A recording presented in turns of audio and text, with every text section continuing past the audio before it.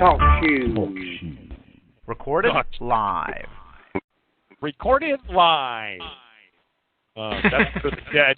I don't know. How do you like my impersonation of that? I think I did a pretty good job on that. Hi everybody. We're gonna try this again, and we're gonna try it without kicking everybody off the call this time. After he pushed the wrong button, but at least he owned up to it and was honest and ethical, and he said, "Hey, I screwed up." So it's you got to be able to laugh at yourself. Yeah, that's right. Yeah. I thought that was a short call. Yeah, it was a short call. We knew Jimmy had a lot to share, so that's what we did that for, by the way. Anyway, hi everybody. Welcome. Hopefully that won't happen again. And again, we'll just, we want to make sure everybody understands what this call is about. It's not about giving legal advice. It's not about giving tax advice. It's not about starting some kind of crazy revolt or anything at all like that. Here's what it's about. It's about people coming together and talking truth and doing everything we can to continue to, keep our country intact, for God's sakes. That thing, life, liberty, and the pursuit of happiness. Well, we're all about that on this call, and that's what we're striving for. And we're interested in living our lives and basically, like the Constitution says, we can go out and do what we want, when we want, where we want, as much as we want, as often as we want, as long as we don't harm another human being or another person or another man or a woman, or however you want to categorize that, or whatever language you want to use. So anyway, so if you hear something on this call, that doesn't mean you go out and do it. In fact, I'm not going to recommend you to do it at all. We're just going to share some things that we've done or I've done or maybe somebody else has done. And, and it's making our life a little easier, Maybe we get to spend a little bit more time with our family and our kids so people aren't, running the gamut. I had a buddy of mine call me yesterday, and he's a real estate agent in Richmond, Virginia, and he's a great guy. I mean, he's really out there working his butt off, and, he's facing foreclosure, and he's facing all kinds of other challenges, and, they've taken his car, and, on and on and on, the thievery. But it doesn't compare by comparison what he called me yesterday. He said a woman that he knows there, been working with her and knows her really well. She gave in to the pressure. She's a mother, separated from her husband, trying to make ends meet. She's not making it at all.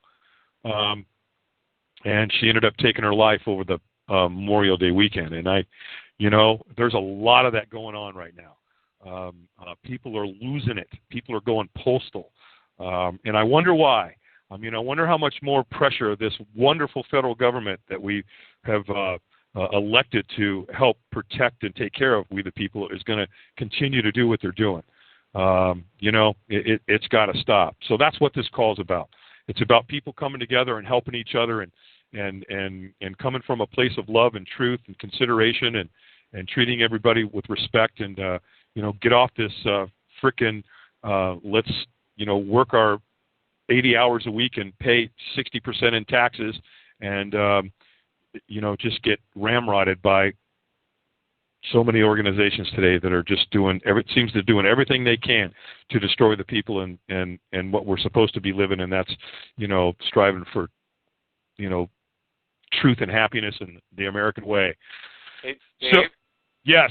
This is Steven, your Sergeant in Arms. Did you say elected federal government? I'm laughing right now. You know why? Well, yeah, I know. Well, that's supposed to be.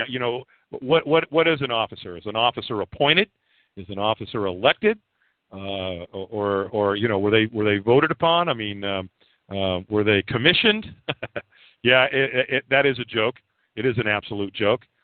Because, in fact, I do believe that if you do vote, you've just committed an act of treason. So, but, what I'm trying to say there is that if you go back 100 years, when somebody wanted to run for an office, they went out and they laid out who they were and what they were going to do and how they were going to do it, and you either believed them or you didn't, and, you voted for somebody and because they had strong values. And, it was interesting. I had a buddy of mine telling me, we were talking about this the other day, and he was telling me about, if you go back in the 50s and 60s, how most television programs were based on virtues, and today almost everything on television today is based on vices. And it's just amazing, what can happen in just a short period of time. So anyway, I'm going to shut up about that. Yeah, go ahead, Stephen. Oh, okay. I guess not. So what I was going to talk about first of all here tonight was, using bankruptcy to the bankruptcy court to perhaps buy you some time, or maybe relieve you of what's going on. Unfortunately, when you put yourself into that arena, you're putting your fiction in there. And I will tell you, though, that you can go to the bankruptcy court and you can file Chapter 7, 13, 11, whichever one applies to you. And you know what? You can go online. You can access the documents online. And where the signature line is, you can go in, and these are PDF format. You can actually type in the word buy in front of your signature. And then you can sign that signature in your Christian appellation. And right off there to the right, or maybe right underneath there, write UCC 1-308. And now you've just entered into that little arena as the living man. So, there's some interesting ideas about if you went into Chapter 7 and they get to the end and they discharge the debt, well, what happens? The note has been discharged. The bank has the benefit of being able to discharge the debt against their ledgering. So now they get to discharge something that they never loaned in the first place. So that's pretty interesting. So I guess the point is that if you go about it the right way, you might be able to go into the bankruptcy court and find some remedy. I know Sam Kennedy has a program out there that he wrote that was called Solutions in Bankruptcy. I think it was what it was called. And he's got some interesting stuff in there. Sam does have some pretty interesting stuff, but anyway, it can be done. I know one particular fellow. I'm not going to tell you his name or what state he's in, but he's been using the bankruptcy court on some multi-million-dollar properties, and he's been able to keep them. And he's been playing that little game with the bankruptcy court now for a long time. When I say long time, I'm talking years. So if you get in there and you do a little reading and you check out some things, if you start to learn about a B10, and, these guys have got to come to the table. And, if you were, for example, they're going to assign you a trustee. Well, if it was me, I would find out that trustee, a little bit about that trustee, because they're all attorneys. They're all attorn-on-me's.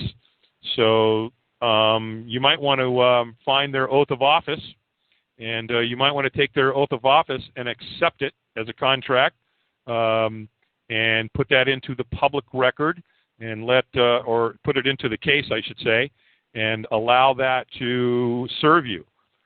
Attorneys have a little different attitude when they're staring down their oath, and you put it right in front of them. They are much more apt to follow what they're supposed to follow. So it's a way to keep them somewhat honorable. I know another guy here not too long ago used Chapter 13. I believe he filed Chapter 13. I think it was early December, and he was able to ride that bankruptcy until they finally kicked it out here just a couple of 2 or 3 weeks ago. Additionally, because the bankruptcy court was, doing the things that they do, not making the banks come prove their claim and, to validate the debt and all these kinds of things, this person actually fired the trustee. My hallucination on that one is that's probably the first time that trustee's ever been fired as a trustee. So anyway, it can. Here's what it can do in my humble opinion. If I had to pull a card quick because foreclosure was right around the corner and I didn't know what else to do, that might be something that I would consider doing. And simply because it's a volunteer system. That means you can volunteer in and you can volunteer out. And it might give you enough breathing room so that you could, relax, start to read a little bit, start to understand, look for some administrative remedies, and, come to groups like this and get some information and see if you can't, do something to defend yourself. Yes. Can I just interject? They offer a payment plan. They do. And I would recommend that everyone that even considers this to get in the payment plan, because guess what? They can't proceed until you make that final payment. So that might be 3 months. That buys you another 3 months. Yeah, and by the way, how that works is that you don't have to have that money in until 30 days after they schedule the 341 meeting. And so that's right. That does make it really interesting. Now, the other thing is that you can actually, if you're that, if you don't have the funds to get into it and even put the down payment for the bankruptcy, you can actually, there's a form. Again, if you do a Google on bankruptcy court, and you can click on your state, whatever, either you're in the eastern or western or southern or northern, whatever district you're in. If you click on there and find the forms, if you go on the forms and click on that, it'll take you to the page, and it has all the instructions of all the forms. And one of the forms is actually one you fill it out, and it doesn't cost you anything. Now, what has to be done there is that they have to give you, the judge has to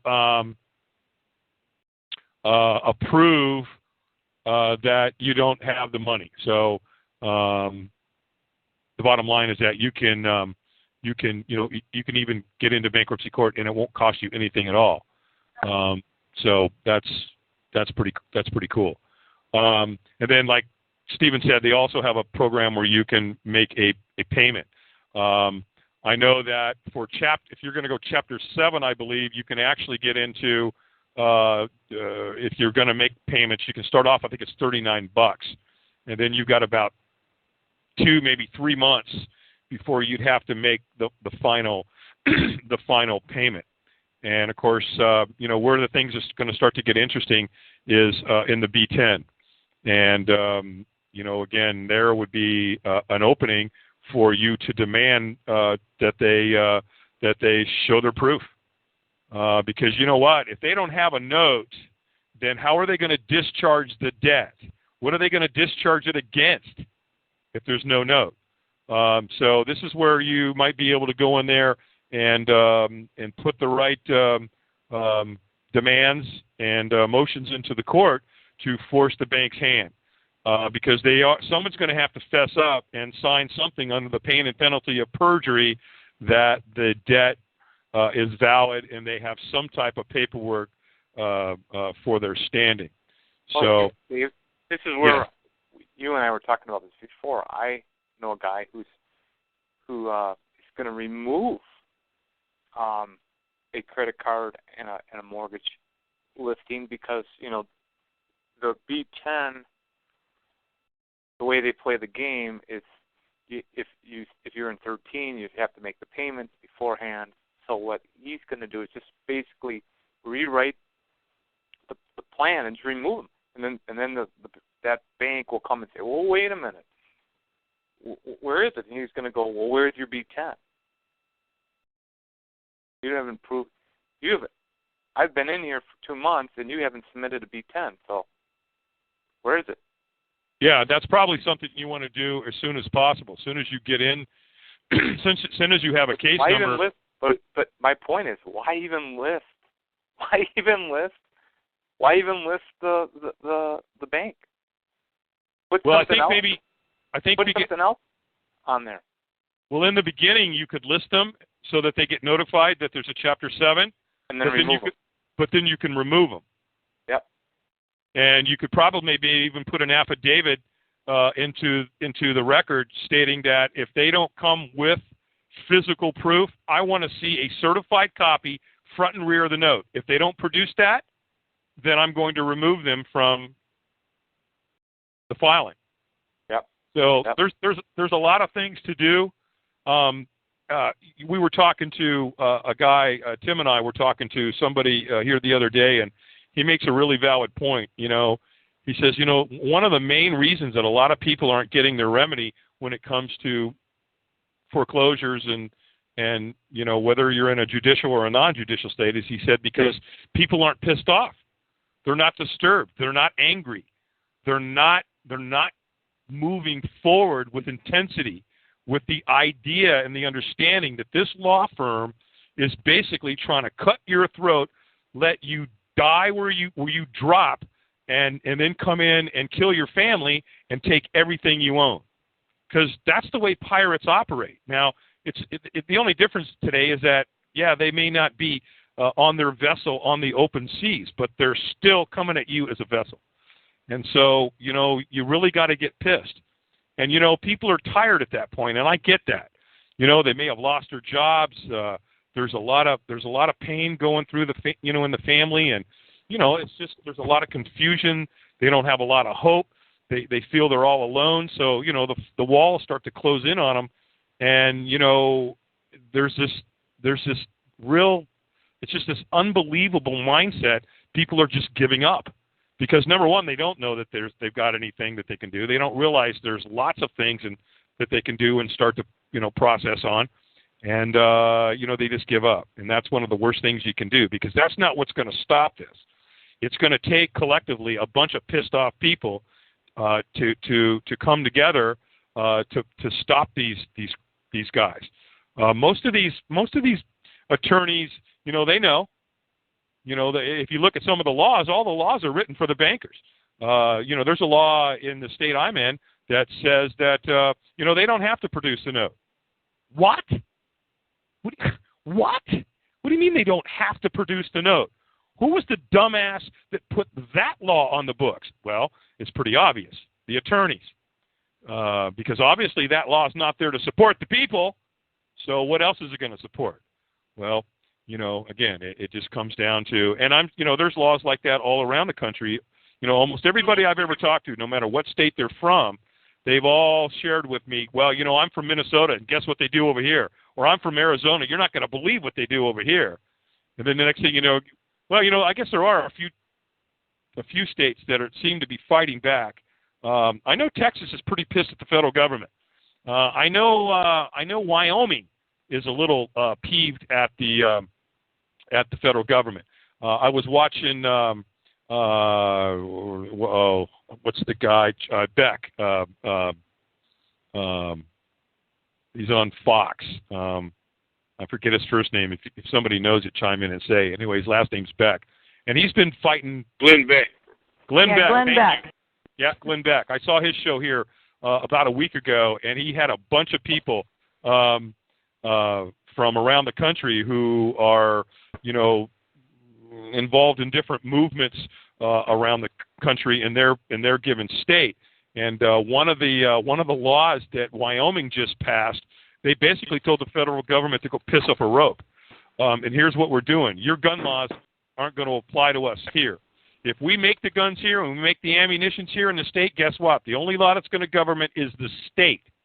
And, of course, that's, in my humble opinion, the way it should be. So it's kind of cool that they're, you know, starting to stand up. And Texas, you know, Texas has always been a state to stand up. I just can't, it's hard for me to get my mind around it that Texas would stand up like that, especially, you know, being that the Bushes are from Texas. But nevertheless, they seem to be, you know, a lot of Texans are pissed off. And again, I think that's what's going to happen. And, you know, with the media and groups like this and calls and the internet and everything that's going on here, a lot of people know the truth today.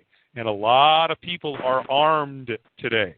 I don't think it's any secret that a lot of people out there that didn't have guns 6 months ago, they got them today, boys and girls, and they got the ammunition. So, you know, that may be the only thing that's keeping these guys from trying to go martial law. I don't know.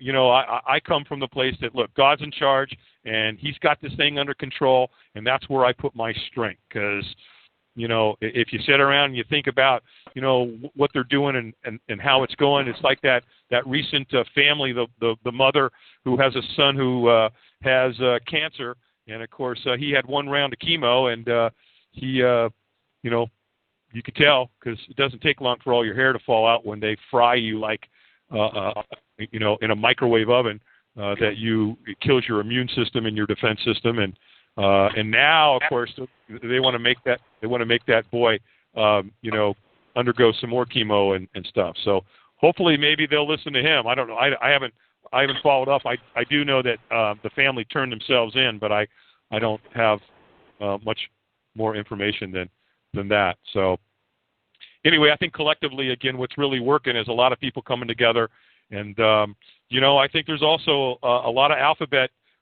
folks out there too that are coming around. They're starting to realize that this ain't working. This ain't right. You can't. I just don't see how you can go out there and do this every day without someday, you waking up in the middle of the night with having nightmares, or just how do you do it? They don't. Their quality of life sucks. They can pretend to be happy. They can try to convince people that they're happy and that they're living a happy, joyous, and free life, but they're not. So it's not happening. So, those people are coming around too. So, God bless them. I mean, some of them, I'm sure they've been on our call. They've listened to our call. And, as far as I'm concerned, they're welcome because they've been lied to and they're getting cheated. And, most of these IRS agents think that the money that's being collected through the Internal Revenue, the money goes to support the country. Well, no, sorry, guys. That's not how it works.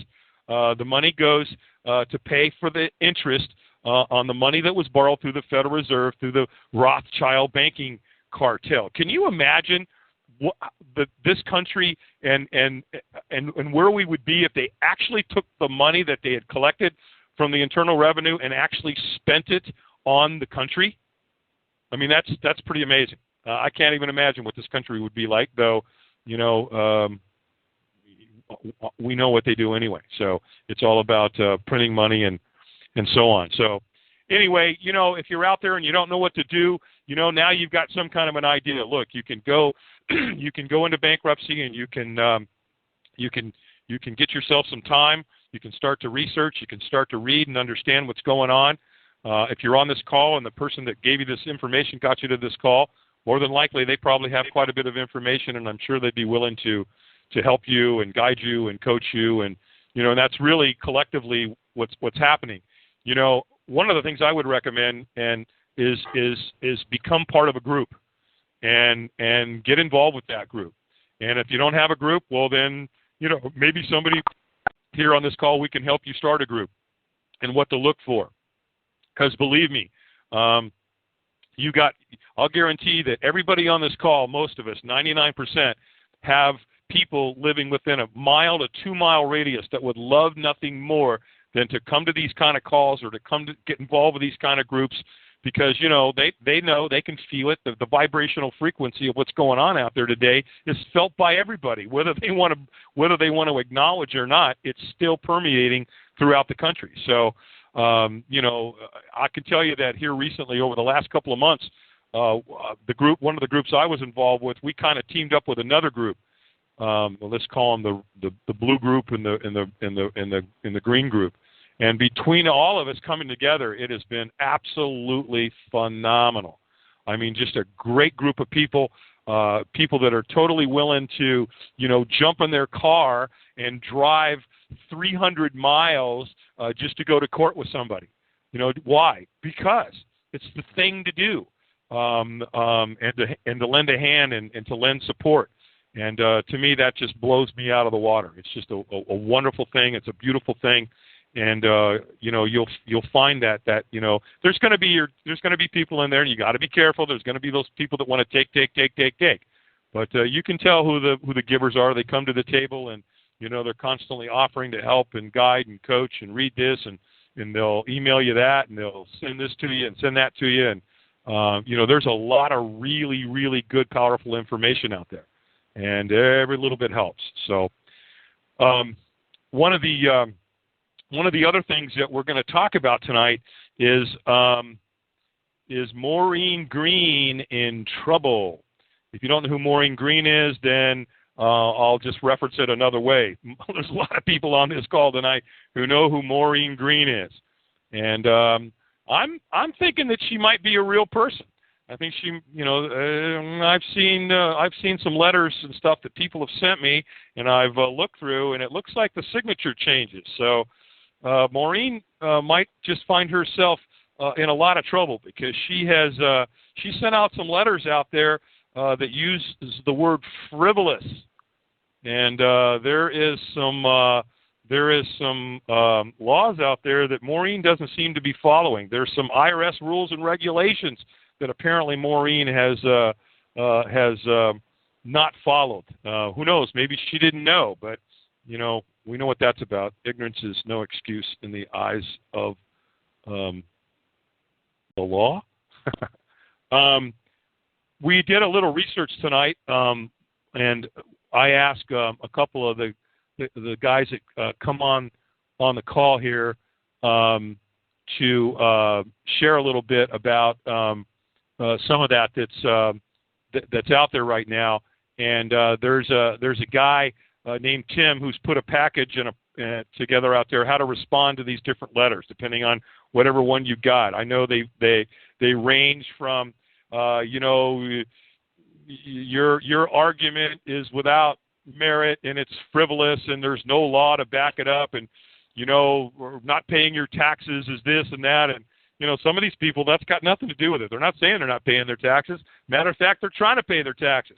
They're just doing it by using the OID process. So then you've got letters out there apparently where the IRS just went in and changed your return. Well, they can't do that.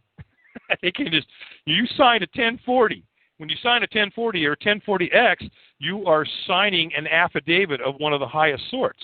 So, if there's a defect in someone's process, then you need to notify them of the defect. If there's no defect, then you better notify me of what's going on.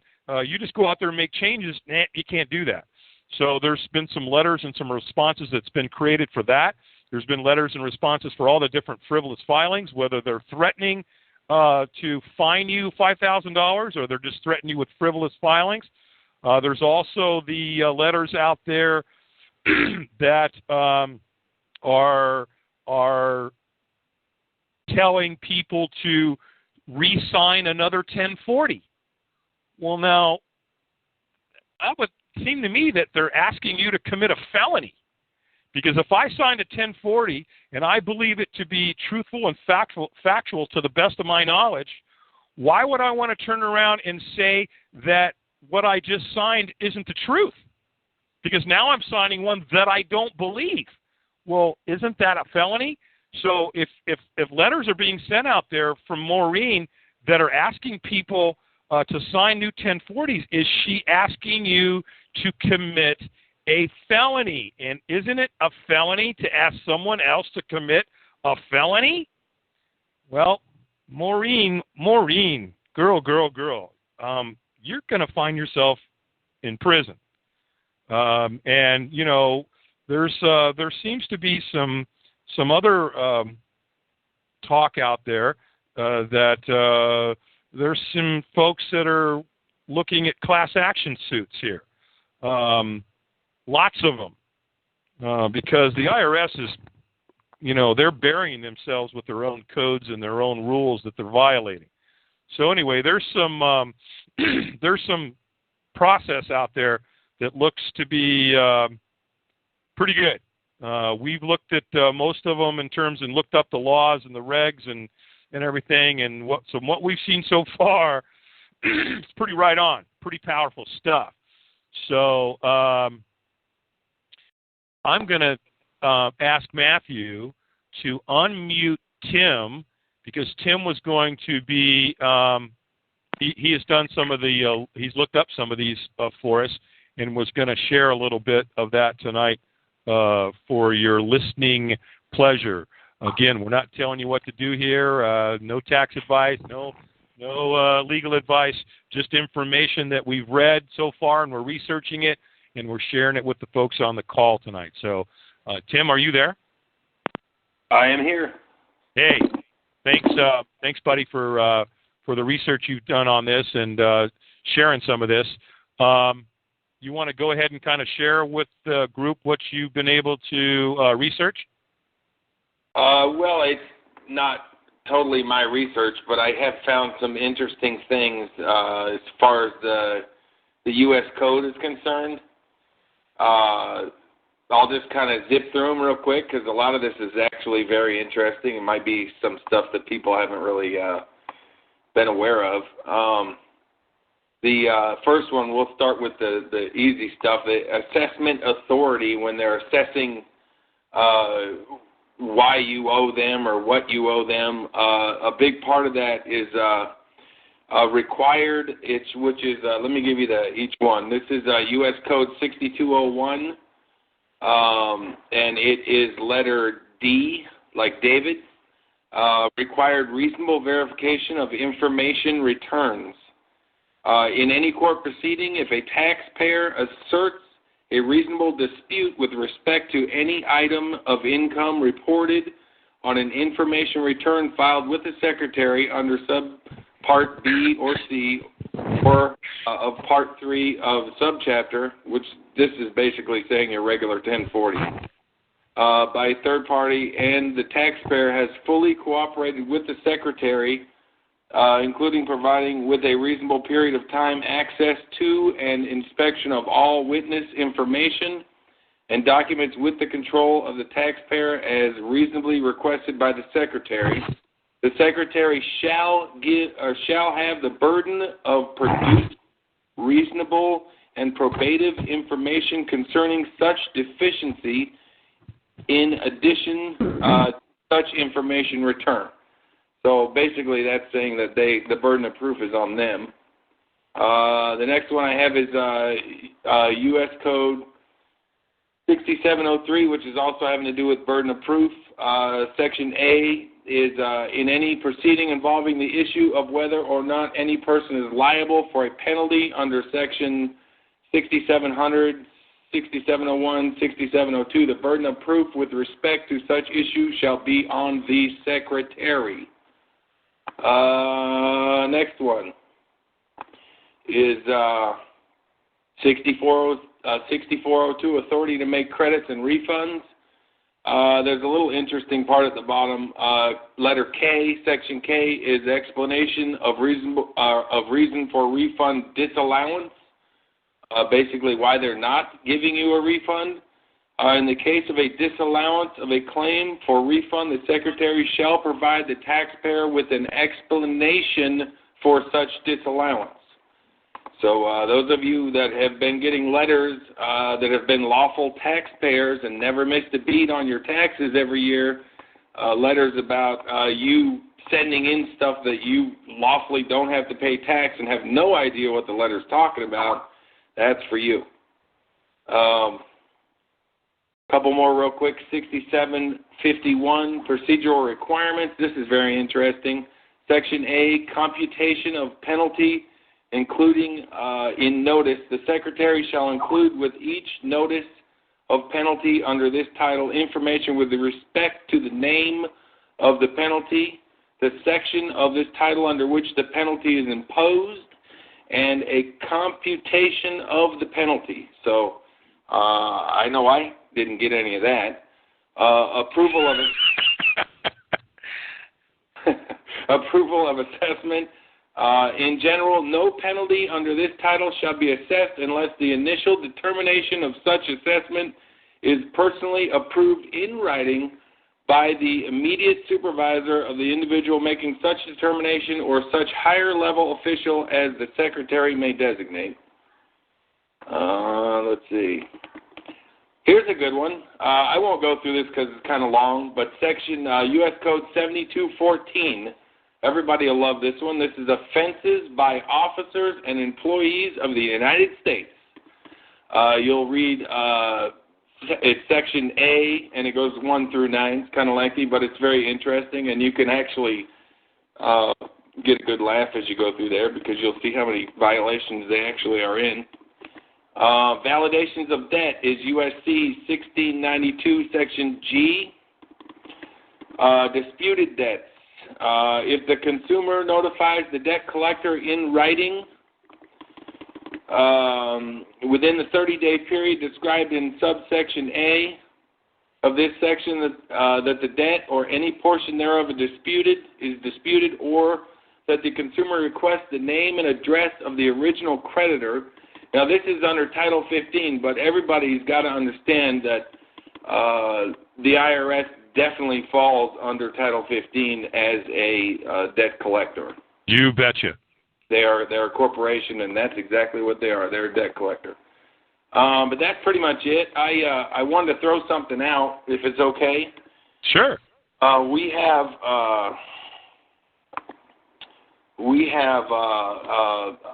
something we're going to do to kind of, get a little bit more organized. That I think everybody can agree that if we can get everybody to kind of sign up and get involved and let us be able to contact you, that we might be able to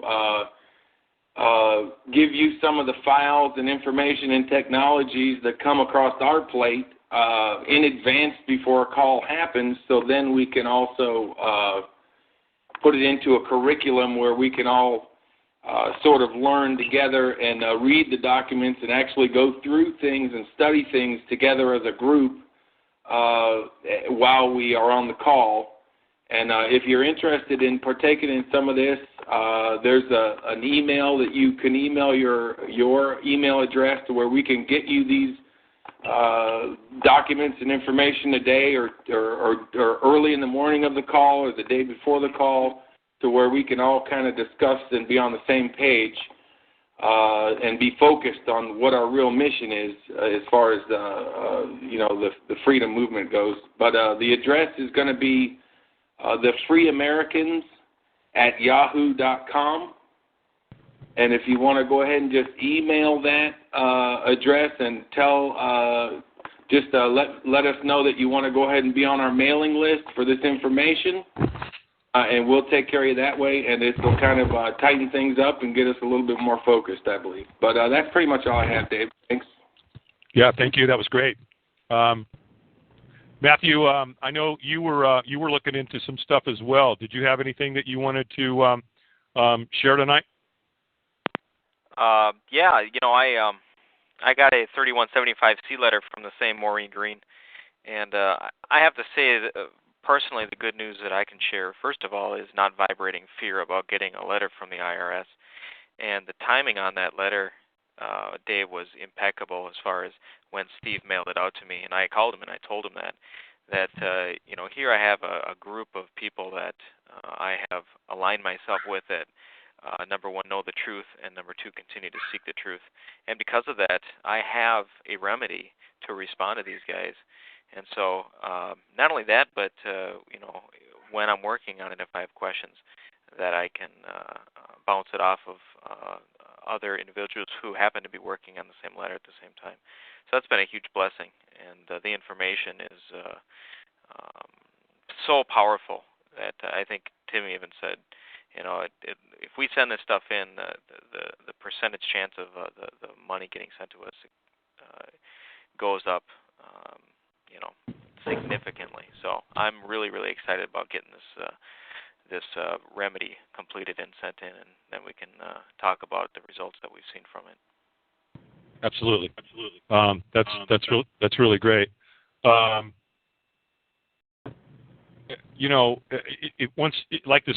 This package that we're talking about here. I mean, it's a complete package because what you're basically doing is that you're responding to IRS with a constructive notice and formal complaint, and then you're backing that up from an affidavit of truth and fact and demand for verified evidence of lawful federal assessment, which really, really backs them up into a corner. And then you're going to, in addition to that, you're going to make a Freedom of Information Act request and demand that they, pull the records and look at the records.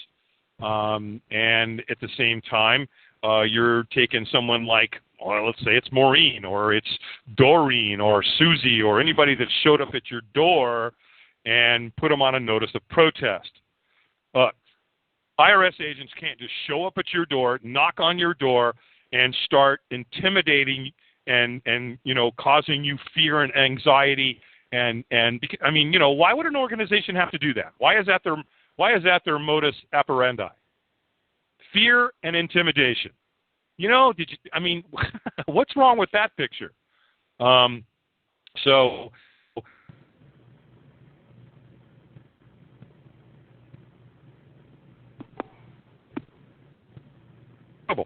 and you know what? You show up at people's door, those people should be taking a public servant questionnaire and saying, you know what, folks, here's the bottom line. We can do this two ways. I'm going to give you this form, and you're required by law to fill it out and bring it back to me so I know who you are, who your boss is, what's going on here, so I can ascertain what's happening. Now, you don't do that, you're in dishonor, and guess what? You can go to jail because you're not immune from criminal prosecution. Now, if your boss told you that you can just go out here and knock on people's door and flash your badge and show your gun and just intimidate and scare the crap out of people and scare them into submission, no, you can't do that. How'd you like if you did it to your family? How'd you like it if some guy showed up at your grandmother's door and did that to her? I don't think you'd like it. So the bottom line is there's laws protecting you. But unfortunately, a lot of people, they just give in. They cave in. Oh, my God, IRS. Is there anybody in the country, I mean, most people, and Matthew just said it, that vibrational fear. People are they're afraid of the big bad wolf. It's just got to stop. So the bottom line is, if you know what to do and you know how to do it, you can require these people to fess up. So here's an interesting question, all you IRS agents. You take people to court out there. Why don't you have to show your proof of claim? You get away with it. And the judge lets you do it. No proof of claim, no proof, nothing. You just go about your business, and the judges and the attorneys just move against these people, and and nothing. There's no validation of the debt. There's no proof. They just allow you guys to get away with. Well, let's face it, it's murder. It's absolute murder. So the tides are changing. People are starting to realize, oh, I didn't know I could file this or file that or put that together with this. Oh, and I can stack all those together. This process that we just looked at here is pretty powerful stuff. Is it going to get everybody funded? I don't know. I have no idea. I know that it could get some people funded, and it could stop the IRS from attacking people and not following their own rules and their own regulations and ignoring, just humanity, just totally ignoring any respect or love or kindness or anything for their fellow man. I mean, my God, how do these people sleep at night? How do they go home and look at their children and pretend like what they're doing is right? That's the way you put food on the table? By destroying people's lives knowing you got nothing to back you up. It's interesting. All these IRS agents that have left the IRS and said, wow, I didn't know this was what I was doing and who I was working for, and they've left. What do? They attack them. Why would they want to do that? Some of them haven't even spoke out or done anything. So sounds like the Catholic Church. Well, there's a lot of people in this movement understand that the Queen does whatever the Pope tells her to do, and then the boys and girls over here in this country do whatever the Queen tell them to do. So it's just it's just filtering down. But again, there's a lot of really smart people in this country. There's a lot of really brave people, and there's a lot of really smart and brave people who are putting all kinds of different process in a lot of groups, and a lot of people are coming together and they're working as a team, because as a team, that works. So, again, that's why I highly encourage and highly recommend that everybody, if you're not involved with the group, let's become part of the group. And, and listen, guys, if you're out there and you're a Alphabet and you're trying to infiltrate here, and stop these wonderful people from their lives being destroyed, go away. Go pound sand. Go screw with somebody else. Get out. Find another country. I hear Pakistan's looking for people. Enough's enough. Because you know what you're doing? You're no different than any other terrorist. Because that's what you're doing. You're terrorizing people. I'm hearing people that are in their 60s, 70s, 80s, 90s, and IRS is attacking them like they're vicious, junkyard dogs. It's sad. It's sad. You got to wonder what happened in a person's life that they one day woke up and said, wow, you know what? I think I want to go work for those guys over there, and we'll just rape and pillage them, and we'll just do whatever we want. What kind of a commission do IRS agents when they go in and they seize and lien everybody's property? They take everything they own. Are they making commissions on that? Are they getting paid to make sure that they go out and slam people? That's got to hurt. I wonder what happens to those people's families. If you read Scripture, I think you'll find that those families are really going to pay a price for their way of life that they think it's okay to go out there and do. So, it's pretty sad. Anyway, we're coming to about the top of the hour here, and I hope some of that was helpful to you. Again, we've looked at these packages. We're still kind of piecing it together. I like 95% of what I see so far. I think we can make it better. I think we can add collectively a lot of people, especially our group. I'm going to ask our whole group to start studying this stuff, and I don't know how many of them have. Some of them have been real busy, but I want to get that on the table, and I want to research it some more and look it together and see if we can't just take it and really make it work. So I wanted to open it up at the top of the hour here and see if anybody's on the call tonight that has any questions. And so we'll open it up to that. Matthew, if you see somebody there that's got you can unmute them. Yep, Kevin's Candles is the name of the ID. All right, Kevin, can you hear us? I think you have to. Yeah, I was going to just ask, what was the email address again? The Free Americans, is that plural? AMERICANS? Correct. Yeah, let me look. I think it's thefreeamericans.com. So the Yahoo.com. That's soon to come. It's at yahoo.com. The Free Americans at yahoo.com. Okay. That is correct. Hey, have any of these stamps that you have in this information, refused for cause, IRS notice of deficiency claim is disputed, has anybody used these with any effect to date? The answer to that, Kevin, is I don't know. I don't know how fresh off the press it is. I don't know how long it's been around.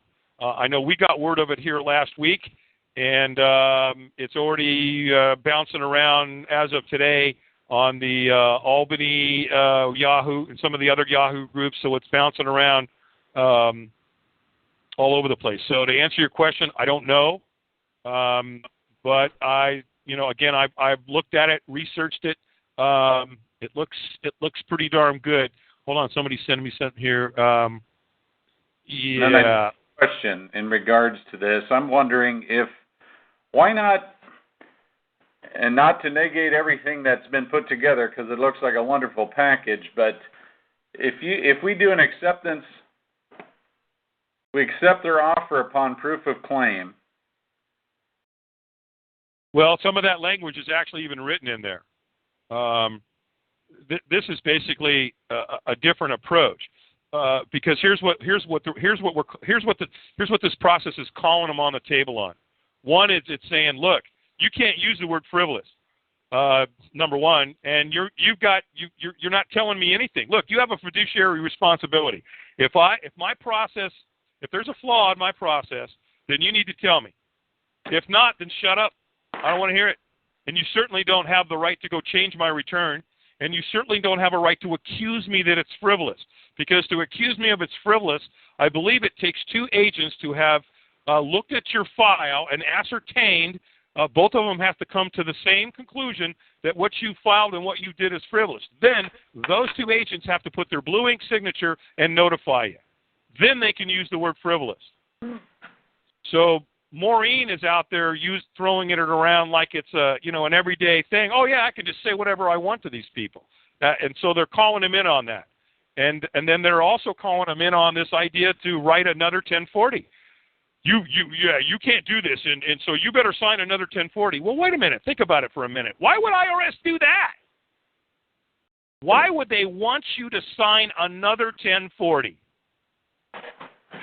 So they can automatically, you hang yourself if you do that. Yeah, well, you do it, you betcha. No, I signed my 1040 under the pain and penalty of perjury. So maybe you'd like to take a couple of thousand people who've done this OID process, and let's put this in front of a federal judge, and let's go to town here. Pull out your records, because see, we can prove that the banks can't loan money, and that they monetize your signature, which meant that we created the funds. We're the lender. They can't make that go away.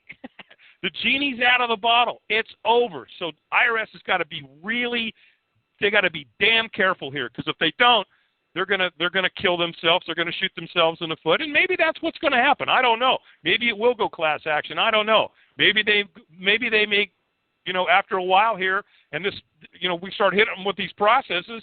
Maybe they go, maybe we better calm down a little bit. Maybe we better quit banging on people's doors and leaning their bank accounts and having no judicial process to have been able to do that. They did nothing. They sent you a refund, and then 5 days later, it's not like they didn't know. Wait a minute. Are you going to try and tell me that somebody gets a refund on Thursday and the following Wednesday IRS is knocking down your door?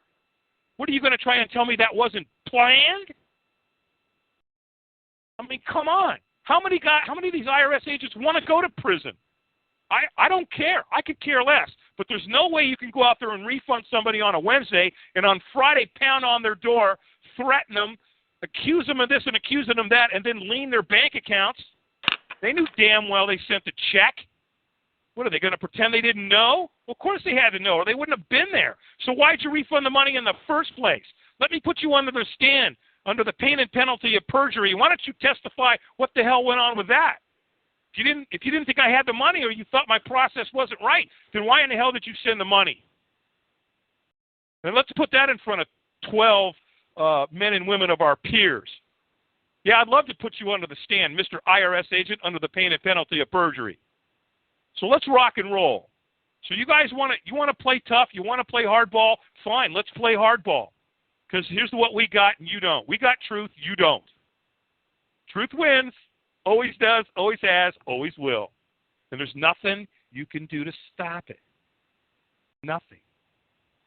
So, I don't know. Maybe that's what it's going to come down to. Maybe some of these IRS agents are going to go, wait a minute, hold on a second. They got a refund on Wednesday, and now, well, why did we refund the money if we're going to go and we're knocking on their door and they're 83 years old, for God's sakes? What are you doing? What are we doing? Why are we doing this? What's going on? What's happening to our nation? What's happening to our country? What's happening to our culture as a species, for God's sakes? Well, I got news for you. A lot of it has to do with the churches. Because how many churches out there are 501(c)(3)s who are not teaching the truth? They're impotent. And people have gotten sucked in. I got a good buddy. We've been talking about this for a while. There's probably 3 generations of people right now that have been dumbed down. From the genetically modified foods to the immunizations to the drugs, to every other poison that's been put, out there into the people. What's going on, guys? Pretty scary stuff. So, anyway, I had one other person that wanted, Matthew. I think Jimmy was going to. He probably hit *8, so if you let him on, I think he had a question, or I think he might even have a comment. Thank you. Jimmy's ready to go. Go ahead. Can you hear me? Yeah, Jimmy, go ahead. Okay, how you doing? Listen, I wanted to advise everybody that if they'll go on YouTube and punch in spiritual economics, there's about 20 short videos that are very good to watch by Vic Beck in Canada, and they're like 10 minutes apiece, and there's 20 of them. But he goes through a lot of the stuff that we are using right now in our thinking and in our paperwork and stuff, and he's very good. I don't know If a lot of people have heard of Vic Beck, but he does a real good job of explaining it. And all they have to do is do a search on YouTube and type in spiritual economics, and there's about 20 of them, and they're have you watched them, or do you know about them?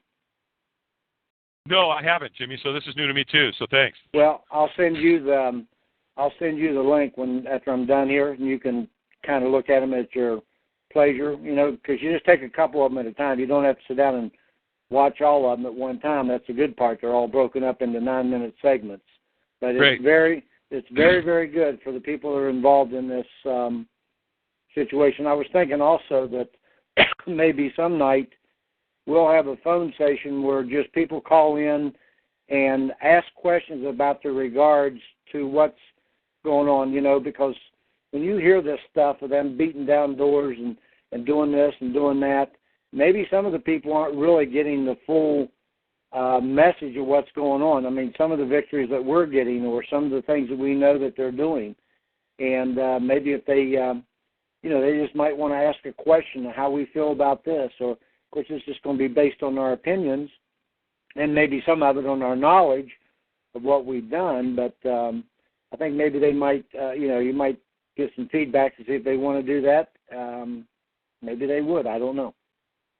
Well, that's a great point, and that's good information. Yeah, I'll look for. You sent me this one link. That's not what you were talking about. You need to send me something else, right? I'm going to send you another one. Yeah. Okay, great. And that's another thing. That's another thing that I think Tim was relating to, is to start to organize this a bit. Because again, I tell you, man, if I was new into this and I didn't know what was going on, I would love nothing more than to be a part of our group. Because the group is sharp and they're smart and they're doing a lot of stuff, and it's just nice to know that you've got people that have got your back, and that we can help accelerate the process. Some of you know, for years and years, I was involved with a famous motivational speaker, and I'm not going to say who it is here, but I'll just tell you that I learned a lot of interesting things from him, and he taught me one thing that I love, and that's modeling. And that is, if you want to do something and you want to learn how to do it good, then you go out and you find somebody who's at the top of their game. Go out and find somebody who's really good, whatever it is you want to learn, and learn from them. Model them. Do what they do, and chances are you get the same result. So, that's what we do. And what's great about a group is that, no matter who you are, and how much you don't think that you bring to the table something, you do. Everybody on this call tonight has a specialty. They're really, really good at something, whatever that is, and that skill set can always be added to the group.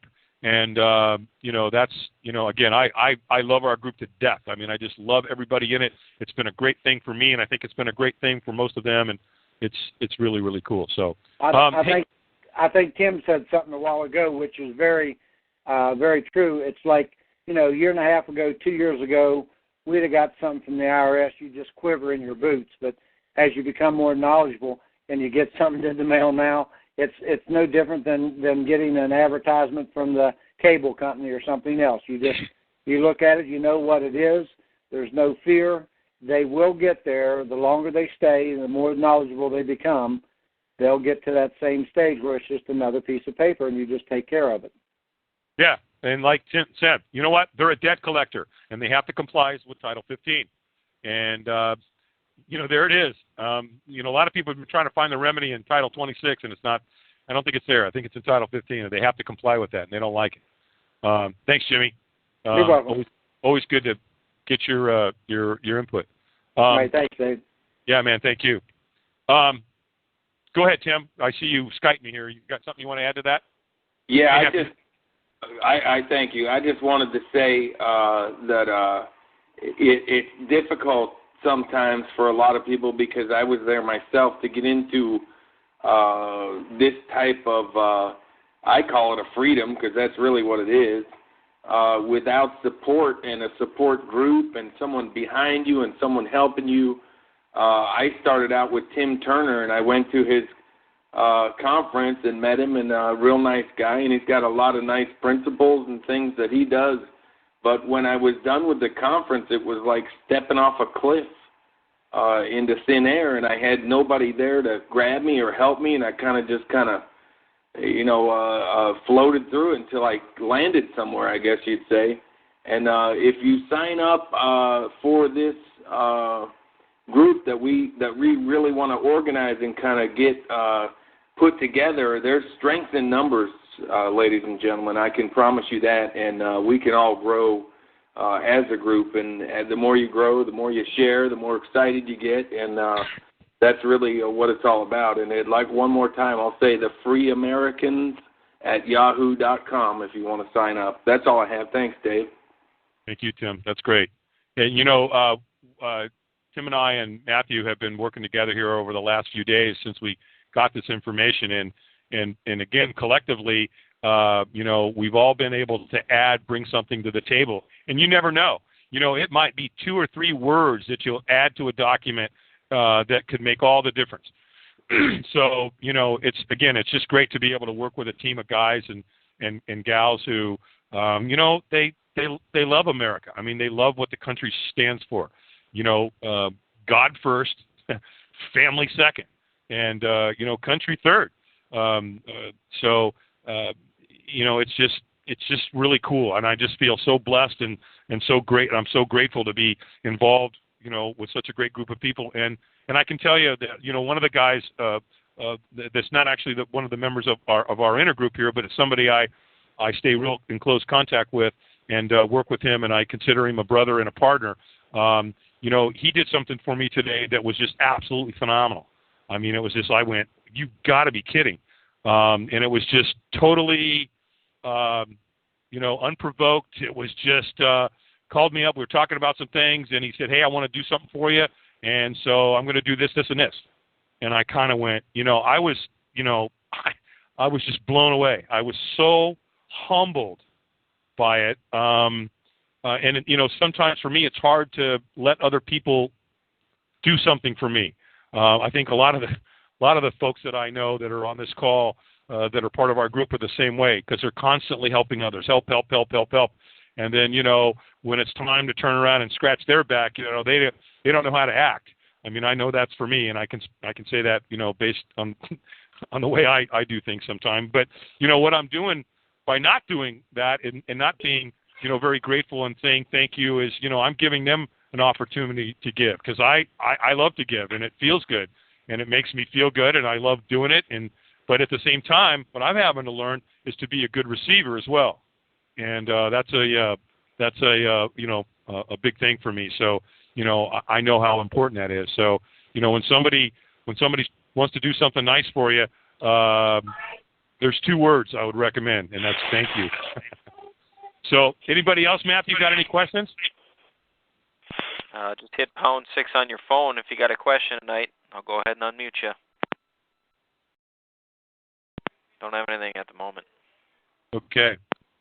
All right. Well, we may just go ahead and say thank you and good night to everybody, and we appreciate you being here. By the way, when Tim gets the freeamericans@yahoo.com going, you could also send in some questions if you wanted them, and we can filter through the questions and have time to think and research them and collectively come up with some answers for those. And then if you have any topics that you want to talk about, maybe something that's going on in your life that's totally unrelated here, something we haven't even talked about, we can do that too. The other thing is that you could bring your group to the call if you wanted to, and start to bring something together in that vein. In other words, if you're in a certain state or whatever, I can just tell you, man, it's great to have a great team of people behind you that got your back, especially when they got the talents that the folks in our group have. We have a lot of notaries. We have we just have a lot of really great people, and I love them to death. And I just want to go on publicly telling them, how much I thank them and how much I appreciate them, and how much I love each and every one of them. So, Matthew, unless we have any other questions, I think it's probably time to say so long, farewell, auf Wiedersehen, goodbye. Any other calls? That's it. Nope, that's it. All right, others. Everybody. All right. Well, remember, the truth Your remedy is in the law sometimes, and the truth is always within the truth. So stay there. Don't ever give up hope. Keep the faith and become active in a group, and let some people help you. Help me to help you. Thanks for being here, everybody, tonight. Good night, and we'll see you next Wednesday.